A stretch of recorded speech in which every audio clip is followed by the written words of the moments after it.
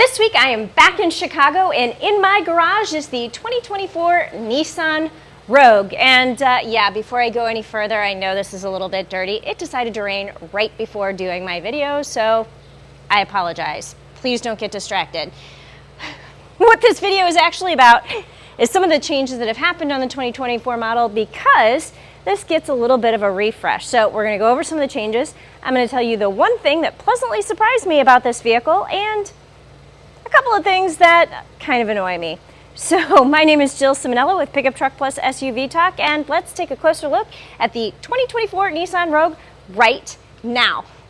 On the exterior, the biggest change is going to be this front grille. It still has the V-Motion Nissan grille, but as you can see, it now has some horizontal lines kind of accentuating the front, and it looks a little bit bolder, a little bit cleaner, and dare I say, a little bit more elegant. But yeah, so this right here is going to be the biggest change. The headlights are still going to be the same, but the grill is different. As you walk around to the side, again, you're really not going to notice too much of a change, but you do have some really attractive wheels.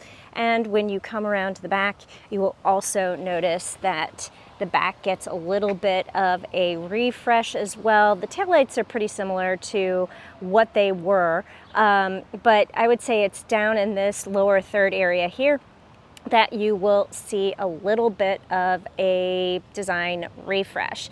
Now, the biggest changes you're going to notice are when you step inside the Nissan Rogue.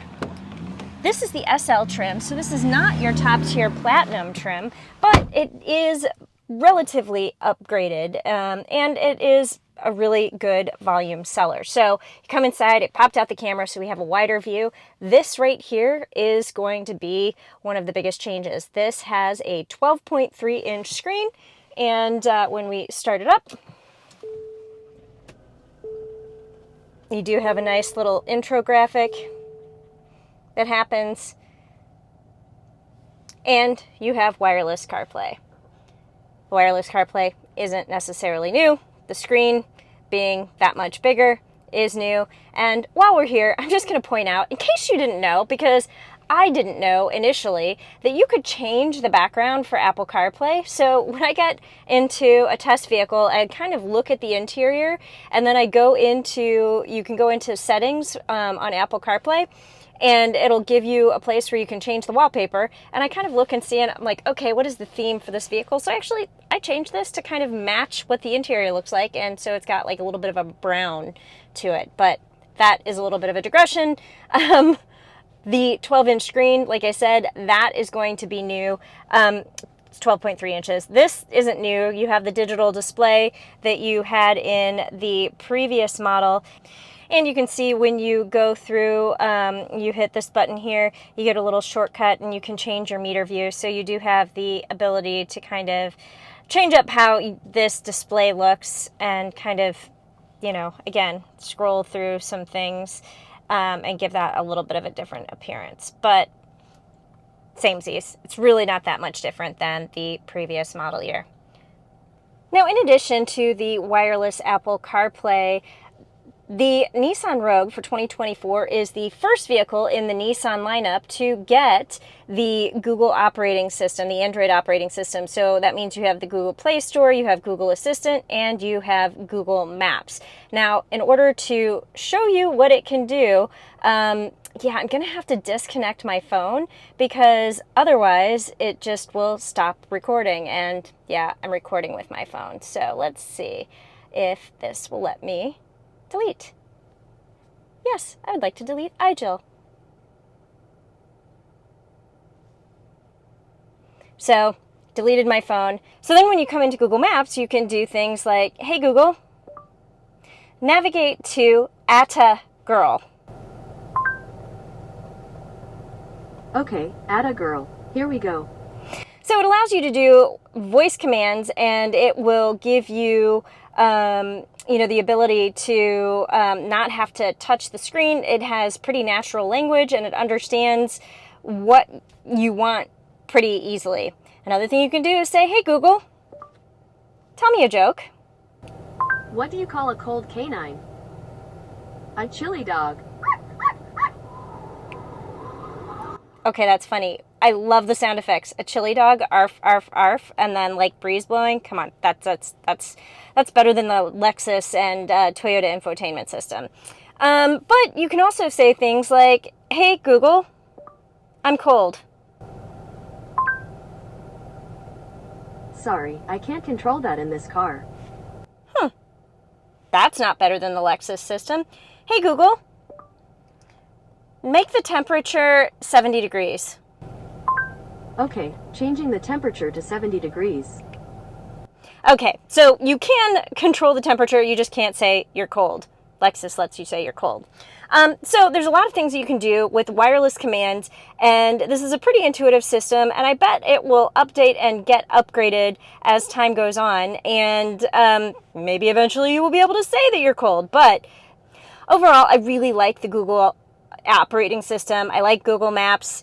I like the fact that it will show you where there is some traffic going on, and it will give you a fairly accurate time if you decide to use this native navigation system for your trip or journey wherever you're going. Now, the problem with this is going to be, eventually, this is going to be a subscription fee. So just keep that in mind. However, the good news is, again, wireless Apple CarPlay, wireless Android Auto, and then you don't have to deal with a subscription fee.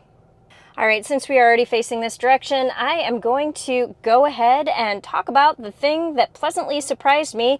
And yeah, it was this right here, the wireless charger. If you've been following me for any amount of time, you know one of my biggest pet peeves in vehicles is the wireless charger. I have a very firm stance that if you cannot make it work properly, then you should not have it in your car. Starting at the SL trim with the wireless Apple CarPlay and the new infotainment system, you get this wireless system. So both of that is good. If you're going to have wireless Apple CarPlay, you should have wireless charging. But again, the wireless charging should work. Now, I'm going to tell you, I had my phone in this tray for 3 hours.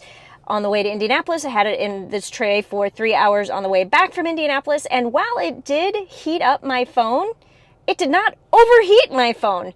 It never became excessively hot. It didn't shut down the system. It never stopped charging my phone. And because there's like grippy things in here, it held my phone in place and didn't slide around. So this, I'm going to say, is an acceptable iteration of a wireless charger. Nissan figured it out. So, so far we have General Motors who has figured it out, and we have Nissan who has figured it out, and everybody else is kind of hitting a failing grade right now. But like I said, it heated up my phone a little bit, but not excessively. I mean, that happens with inductive charging. Your phone or whatever you're charging is going to heat up a little bit, but didn't overheat. And, I don't know if there's like any kind of a cool pad under here. I don't know what they did. I don't think there's air blowing on it, but this is going to get, a thumbs up from me. It's a pleasant surprise that my phone did not overheat after 3 hours. So that means that like, if you're just taking a quick little trip someplace, even up to an hour or whatever, you never have to worry about your phone overheating, shutting down. And I did have a case on my phone. So again, thumbs up. All right, it is now time for me to talk about the two things, that kind of annoyed me. And I'll be honest with you, they're really not a big deal in the grand scheme of things. I think that this Nissan Rogue is really well done, and there is a lot to like here. But there are two things that are just, I will call them mildly annoying. And these two things probably won't bother most people, but they bother me, and I'm the reviewer, so you get to hear what they are. So, here we go. Here are those two things. Now, the first thing has to do with the reverse camera. So, when I put it into reverse, you will see that this really high def and clear camera pops up. That's not the part that annoys me. So, you have the dynamic lines that will move as you move the steering wheel. That is not the thing that annoys me either. You have this nice 360-degree around view spot. Also, not the thing that annoys me. Randomly and in most instances, when I put the vehicle into drive, the camera disappears. Now, I did notice there were some instances when the camera stayed on, but it wasn't all the time. And I really just wish there was a bit of a delay where you could get the camera to stay on after you move it from reversed into drive. But it doesn't. Instead, what you have to do is hit the camera button and then it will pop back on. That's just an extra step I don't want. And if there was a way to create a little bit of a delay, so let's see, well, yeah, it lets you set the color. Well, our vehicle is blue, so let's go into blue. So it lets you set the vehicle color, but it will not let you create a delay when you are popping it from reverse into drive. And I just find that a little bit annoying. So because I hit the button, I think it is now on in drive, and it will stay on in park. But yeah, you have to, ooh, that's kind of cool. It gives you different views. You kind of have to hit this button once this screen pops on. So, you know, put it into reverse, drive, reverse, drive, camera. But then reverse, drive. So I don't know. That annoys me. I think it should be a little bit more intuitive. I think that the camera should stay on for 5, 10 seconds, 30 seconds when you are in drive or at low speeds. I know that a lot of automakers allow you to set that as a setting. This does not. That is the first thing that I find to be a little bit annoying on the Nissan Rogue. Now, the second thing I find to be a little bit annoying is going to be this right here, the seat bottom. So on me, you can see, like, I'm going to make sure I put that in park before I start messing around. So you can see it hits me kind of like in the back of my calf.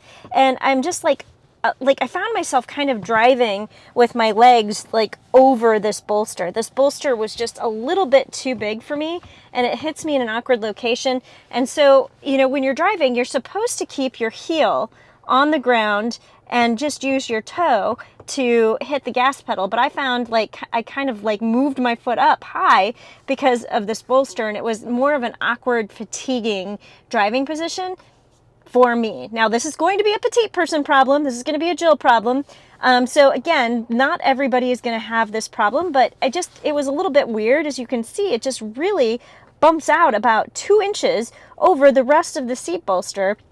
And it was kind of an awkward thing. And like I said, I found myself trying to put my leg around this little popped out part here because it just felt awkward and weird for me being on the shorter side of the spectrum. So somebody who's taller, not going to be a problem, but for somebody who's about 5 foot, 5'1", 5'2", might be a little bit uncomfortable. So that is just going to be something I would say, you know, if you are a family or, you know, a couple who you have 2 drivers who are going to be driving this car, make sure you're both sitting in the driver's seat, not just the passenger seat, to see how comfortable this bottom bolster is. Because after a couple of hours, it really did get annoying, and I literally was driving with my leg like over here, and I even did a very bad thing and kind of sometimes did that because the bolster was that annoying. So don't be me, don't do that. But that is the second thing that I thought was annoying, and again, not a problem for everybody, but a problem for me. All right. Because I know people are going to ask me about the engine and the transmission, I figured we would now move into some brief driving impressions. This model is equipped with a 1.5 liter turbocharged 3-cylinder engine and a continuously variable transmission. Now, this is not a new engine for 2024. This engine was new for 2022, and it replaced a 4-cylinder engine. But it gets more horsepower, so it's 201 horsepower, 225 pound-feet of torque.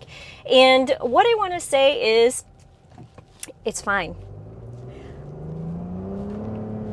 So that's me coming out of a stop sign. I am an aggressive driver. I live in the city of Chicago. There are stop signs on every corner, stoplights every corner after that. And so I'm doing a lot of stopping and starting, stopping and going. And this does well, I think, in a city environment. You're not going to feel underpowered, and you have the ability to kind of give it some oomph when you need to give it some oomph. I will say when you are trying to pass or you are doing a quick highway merge, the power is just a little bit lackluster. And it has nothing to do necessarily with a 3-cylinder engine, because again, this has more horsepower than the 4-cylinder engine this engine replaced. But, you know, you're just going to have to think a little bit harder about it and plan ahead. This doesn't have the heart-flipping acceleration. It doesn't have, you know, really like just quick passing maneuvers. So if you have a small window to get in, you're probably not going to want to do that. But it does okay. It's fine. It is perfectly acceptable. It is just not like whee. So just keep that in mind. It's going to be great for most people.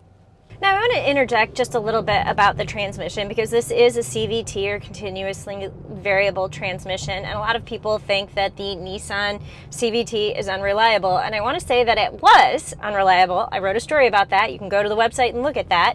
2013, 2014 Nissan CVTs, not good. In recent years, they are a lot better. Now, I'm not a fan of CVT, and essentially what that means is, you know, the gearing just kind of goes like this, so you have a seamless, smooth, just acceleration, so it's not a stepped or geared acceleration.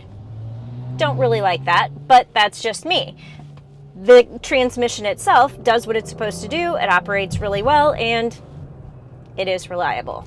Now, outside of that, in terms of driving comfort, now the seat cushion thing, that was a little bit annoying, but overall, for 6 hours behind the wheel, this is a really, really comfortable vehicle. And the wireless Apple CarPlay makes life really easy for voice to text and for listening to podcasts, listening to music, and being able to go through this screen pretty easily to make adjustments. And you know, if you are using the Google system, again, your voice commands, I like all of those things. So I think the Nissan Rogue is a really comfortable, smooth operator, and it has a lot of really nice features. So this is an SL trim, so it is not your top tier platinum, but it still has a lot of really great and nice features, including the fact that it has heated front seats, it has dual automatic climate control, it has memory seat settings, you know, and so it has a lot of really nice things that I think are worth the money. So this all in, it has the SL premium package on it as well. All in, you're looking at about $40,000, and that includes the dealer destination fees.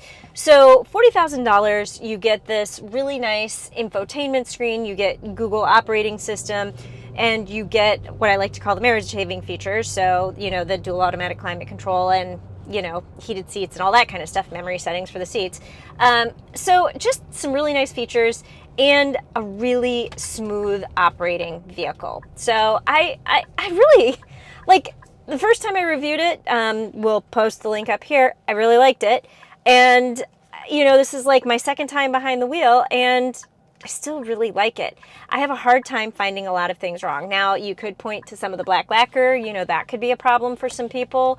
You know, for me, like I said, the seat cushion, you know, nitpicking, you know, the camera that doesn't stay on when you put it into drive. But outside of that, I mean, those are just really nitpicking things. There's not a lot wrong with this vehicle. It's attractive, it's smooth, it's nice to drive, it's comfortable. Yeah. So I think I'm just going to leave you there. If I had to sum this up in a sentence, I would say the Nissan Rogue is a well-featured, well-balanced, compact, small SUV for a decent price. Yeah, that is what I have for you on the 2024 Nissan Rogue. So thank you for watching, and I will see you down the road.